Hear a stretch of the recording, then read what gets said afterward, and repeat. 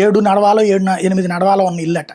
ఆ తర్వాత ఇప్పుడు ఎవరో దాన్ని కోర్టులో కొట్టేసుకుని ఎవరో తీసేసుకున్న తర్వాత అది చూపెడితే చూశాను అంతే నేను, నా చిన్న తెలియని వయసు. బట్ ఆ తర్వాత నేను పుట్టేటప్పటికే ఇల్లు కానీ ఏమీ లేదు, ఆస్తులు ఏమి లేవు. మా నాన్న కోస్తాగా చేస్తున్నారు. ఆ రోజు నుండి ఆయన జీవితంలో ఒక్కసారి కూడా సొంత ఇల్లు లేదు.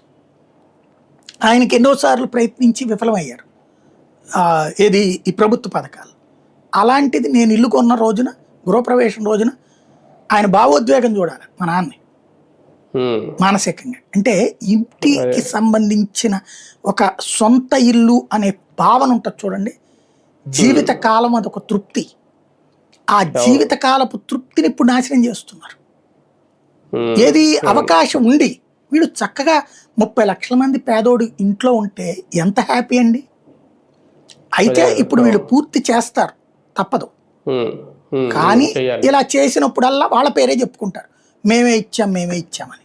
కాకపోతే ఈ లోపల జగన్ మీద విమర్శలు ఎందుకు? ఆయన శ్మశానాలు ఇచ్చారు, ఊరావతులు ఇచ్చారు. ఇప్పుడు ఎందుకండి ఈయనే మాట్లాడారు కదా, సెంట్ ఇచ్చిన స్థలం అంటే సమాధి వస్తుంది అన్నాడు చంద్రబాబు గారు. ఈయన ఇచ్చిన దాంట్లో ఇప్పుడు సెంట్ కంటే తక్కువ కదా, ఈయన ఇచ్చిన సెంట్ కంటే తక్కువ కదా టిడ్కో ఇల్లు అయితే. టిడ్కో ఇల్లు మరి ఏమది, ఏం మాట్లాడతాడు ఆయన? ఆయన ఏందంటే ఆ పెద్ద ఆయన మనం